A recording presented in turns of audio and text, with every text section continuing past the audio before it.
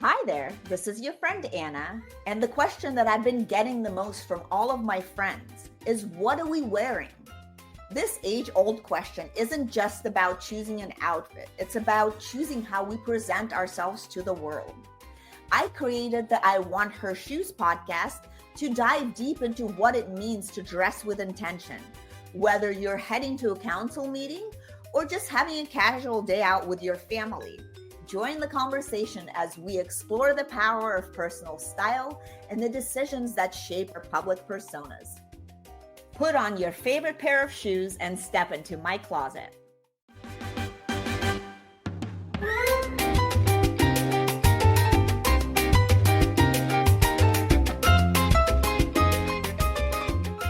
Welcome back to I Want Her Shoes podcast, where we talk about style, substance, and the art of showing up with heart. I'm your host, Anna Anderson, and today we're welcoming back someone who's been with us before and who's been building something beautiful since. Yes! You may remember Brooke Sharpton from episode 21, Legacy, Leverage, and Life Transition, where we talked about building wealth with intention and how to turn personal values into a powerful blueprint for business and life. And that was an amazing conversation. But now Brooke is back, and this time we're unwrapping something new, a full-on design moment. Brooke has launched Almond Wind, her own luxury furniture line, and she's here to talk about a topic most of us don't think about until it's too late, which is gifting large, meaningful pieces and how to avoid holiday shipping nightmares. Brooke, welcome to the show.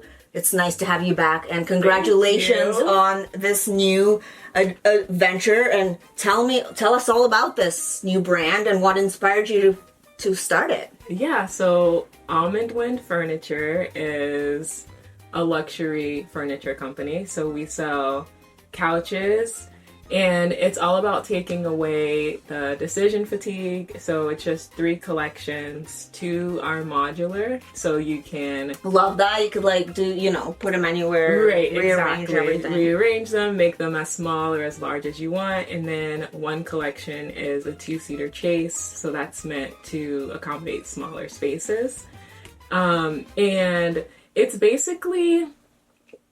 in that price point, which is between $2,000 and $5,000, it's bringing in high quality, design forward pieces. So what really made me start the brand was, first and foremost, when you're shopping, it's not just about finding a cute dress or a cute pair of shoes. You really want to buy into the brand, or feel this brand really understands my personality. You 1,000%. Yeah. Yes. And that just was missing to me in the furniture business, particularly sofas. I didn't really see anything where I was or unless it's $20,000 or something, exactly. Then they'll help you. Right. But I think, you're kind of filling in the gap in the market, right? Right. So that's kind of where the idea came from. And so my pieces, they are, I think, more design forward than what's currently on the market. So the stitching, there's a lot of angles and sharpness in the pillows. I really put a lot of time and effort into the different designs. So. I love that. That's so special. Well, congratulations. Cheers to your new brand. Thank you. We'll definitely share with you guys. And I think it's really, really classy and beautiful, the kind of things that you selected for your limited collection. Well, now let's jump in and talk about why furniture and home pieces are becoming such an ultimate luxury gift. So I definitely think it started during COVID, when people were spending more time at home and really wanted to invest more in their home space. More people are working from home. 1,000%. Right. Yeah. So you're just at home more. Yeah, you're not going to sit on your grandma's ugly couch all day on your laptop, right? Right, exactly. But I've also noticed a shift in demographics too. I think as Gen Z doesn't go to the club or out, during... Yeah, they're not even drinking anymore, really. Right. They're just sitting on the couch. Exactly. On TikTok. No, but it's now they're yanking strays.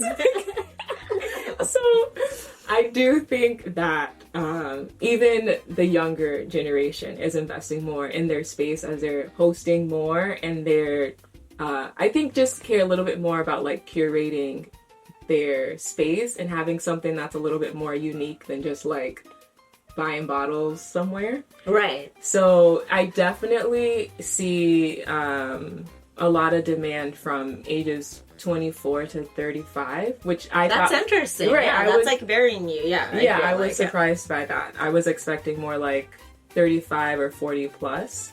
So I've definitely seen a shift there. And then as far as affordability and gifting, yeah, I find that giving a furniture piece or even like a chair, people, it's more intimate, and I think it's something that's more meaningful too, that you have in your space and you're able to share that story when people come over, like, oh, like, where did you get this chair? And you're like, oh, like, my wonderful friend Anna gifted it to me, and this is from Almond Wind, which is designed by like a cool Black woman. So, you know, it's I just love like... it. I think that's amazing. I mean, I feel like, do you guys help people choose gifts if they want to gift a furniture, somebody a furniture? Like, I mean, it's probably, like, I mean, it's probably a lot of coming from parents, right? Like, yes, I want to gift my son this couch or whatever, right? But that's also special because then you think about your parents when you playing those video games or whatever you're doing on that couch, No, right? for sure. And I think if anyone gifted me a sofa, I would be like, thank you, because that is like a very big expense. Agreed. No, I think that's amazing, and I like that trend, and it's special. And what do you think? Now let's talk a little bit about, like, say you do want to gift somebody this wonderful gift. What causes kind of the most shipping issues? I'm sure you're shipping these giant pieces of gifts and pieces of furniture. How can you avoid them? Is it like possible to avoid these shipping nightmares? Yes. It's tough because it's like, if I do this out of my control, like, you're very much depending on either the freight companies, or if you're using like ground like a FedEx or UPS, like, it's really out of your hands. But I've noticed that, because typically how it works is like, once the order is ready, then the freight company or whatever shipping company you use gives you a time frame that they're going to come to pick up. And most of the time it's like 1 or 5 days, and that's like a huge difference. Yeah, I mean, that could, like, seriously, like, Christmas could pass by. Right, exactly. Are you coming tomorrow, or are you coming next week? Like, that's the difference. So what I've tried to do is, like, as soon as an order comes in, just because I know, like, it's high traffic and everyone is, you know, experiencing this influx, I'll just like book the appointment right away so that they can come in, let's say, like 2 days instead of on the 5th or the last day. So that's how I try to speed up the process. But once it's in their hands, honestly, it really depends on where the package is going. So major cities, that they have like beefed up those routes. But if you live in a smaller city, like urban, like out in the nowhere. If you live out in the middle of nowhere, like, It takes a while. I had one person where the freight company told me that the week of New Year's, they're just like not delivering out there. Because they're just like, if there's not enough packages. But we don't have anything to sit on. I'm just like, what? Well, I guess people live out in those places, right? So I guess maybe they already expect that, right? It's not a surprise. Maybe. I think it's... But it's out of your control, though, as somebody that's shipping this. Right. And is there some kind of a cutoff? Like, would you say, like, for shipping for holidays? Like, is it... You probably shouldn't wait till, like, 2 days before Christmas. Yeah, then you're not... Like a week, probably? To get it. I would say, for larger pieces like 10 mine... days. Yeah, honestly, I would say, just to be safe, 3 weeks before. Well, you hear that? If you're gifting something large like that, make sure it's 3 weeks, which is like, that means you should have already ordered it. You should have already ordered it. Now, it's kind of between the shipping company and the Lord. Like... Well, hey, you know, I mean, I'm hoping that AI will kind of improve those things because Yes. well, it's all logistics. Logistics all is central, and when we have self-driving cars and stuff, then they could just drive out to that wherever is Right. nowhere. There's not a person involved, and it's not Right. going to be as hard to deliver. Exactly. Right? So it's coming, I think, right? Oh, for sure. Couple years. It's coming. And let's go back and talk a little bit about gifting furniture. Like, when is it really appropriate to give a major piece, and when is it not? Ooh. Well, I feel like for family, it's always appropriate. Right, and especially if you know that, like, they need something, right? Yeah, like for your child, especially whether it's like college or this is like their first place, so you're helping them buy the most expensive piece that they're probably gonna have in their space. But then definitely for like a friend, that can be a little bit tricky for like... Well, yeah, especially a stylish friend that has their own aesthetic and like all these things, they might be, that would be a little awkward. Maybe a smaller piece of furniture then? I think a smaller piece of furniture, like if somebody... A table or a chair or something. A table, a chair, maybe like a lamp. Like something that's more of like... A statement, like a little statement they could think about you. Yeah, not so much like the statement piece in my home. Because then I'd be like, wait, what are you trying to sell? Like, what are you trying to sell me?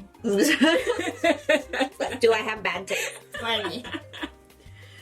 And what are kind of your go-to pieces for gifting and why they work? Ooh. Maybe talk about a little bit about your collection and other things, like other gifting. Like anything? Yeah, anything, yeah. Not just furniture. Okay, so I actually have a go-to gift that like everybody gets. It better be a good one though, Brooke. I think it's a good one. It's this Dolce & Gabbana coffee set. And it's like a pour over coffee. Ooh, I like It's that. really cute, even if you like leave it out, because it has like that traditional like Dolce & Gabbana with like the florals, like it's the red floral print. There's also a blue one. Sometimes I switch it up. But so you're gonna love it. So they always have it? Mm-hmm. Nice. It's like probably like a signature gift. Right. It's a signature gift, and then you can choose between, depending on like how cool we are. You're gonna get the one with the 2 cups, there's 4 cups, and there's 6. Oh. So, but yeah, that's kind of like my go-to one because it's like... What if they don't drink coffee? You're probably still gonna get it. It's just still getting because you can give it to your guests because it's really pretty, right? We'll have to show what it looks like. Yeah, it's very pretty, and I feel like even if you don't use it, you can just like cups. put it and exactly. You can use the cups for tea. Yeah, right. You can like use it for tea because it's still just like a little pot, like a coffee or tea. So there anybody can use it. Love it. That's a great great advice. And what are some of the kind of from your collection? What are the pieces that are you excited about? Are you going to expand your line, or do you just keep it really limited? How are you thinking about this? So I definitely want to expand the line to pillows. I want to start doing chairs, but just because like they're big pieces, and so I have to think about like overhead. Mm-hmm. So right now my focus is just to like really get very efficient with the 3 sofa collections that I do have. And so like once I really just like get like really good at like predicting demand and like matching it up with the supply, and like I have a better handle on what the demand looks like in sales cycles through the different seasons, then I'm definitely going to start expanding the collection. But honestly, like I think I do plan on adding pillows relatively soon, just because like that's just very it's a nice accessory to like kind of make your pieces even like more stand out. Right. So, like you can not only add them to dress up your sofa, but also it's a good like entry point to the brand, because I get it. It's to buy a $5,000 sofa online that you've never sat on is like... It's hard, yeah. That's a big decision, and so there are some people, I'm a newer brand, that just want to like, just test out the brand and see how the experience is. Like, how quickly am I going to get this pillow? Do I like the fabric? So I do think that will help people just get like acclimated to the brand. So that I plan on doing a little bit sooner. But I'm not going to start doing like chairs, or like sofa beds have been like huge several times a day. It's like, where are the sofa beds? But I'm like, I'm not there yet, but I will get there. Good. Well, I think one step at a time. Yes. You know, and congratulations again launching you. this. I think that's amazing. And just a question, like for those people shopping for furniture and stuff, how long do you, or like that have furniture, how long should you keep a couch? Like, can you keep it forever, or is there like a lifespan of a couch or a piece of furniture? So the lifespan is 20 to 30 years. So like, Nice. That's like a really long time. yeah. But it's like, what about like, you know, like how many times can you realistically clean a couch, right? Like, right, with kids and dogs. And exactly. things. I do think every like 10 to 12 years you should definitely Probably do a little remodel, like refresh. Right, like refresh I agree. it and just get a new sofa.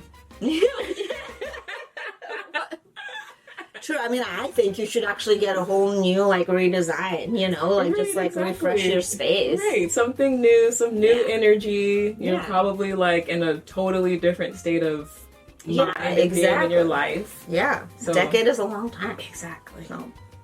Well, Brooke, thank you for showing us that thoughtful gifting doesn't stop at jewelry, fragrance, or handbags. It can include legacy items that shape our homes, our memories, and even our stories.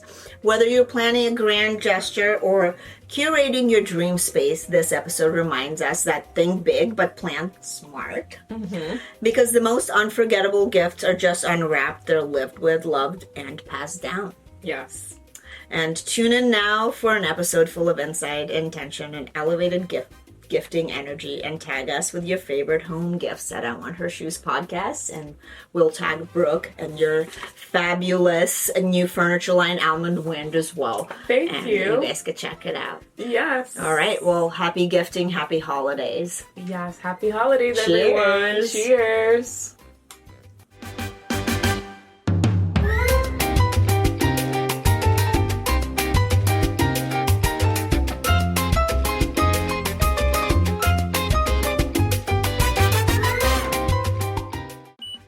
Wait, don't tell me I literally have these in the car because that's what I was wearing to the baby shower. But the sandals. Yeah. Hey, twins. Right? It's like, have a lot of the right? same We stuff. have a lot of the same stuff. Yeah. It's a different level of comfort, I feel like, than, you know, Louboutins or other stuff, because it's just made, like, softer or something. Yeah, I do think the little gummy, like how the bottom Yeah. is, definitely helps. Makes a big difference. Oh, these. Oh my god, girl. Those are good, right? Yes. Those are really good. I had no clue they made fun shoes. Oh, yeah, they do. They made the original Dorothy shoes for Wizard of Oz. I didn't know that. Yeah, and they actually sell them, but they're like $3,700. Oh my god. I'm like, maybe someday we'll do a collab or something. They'll give them to me just to put in the closet. You know what I mean? So Isn't that cute?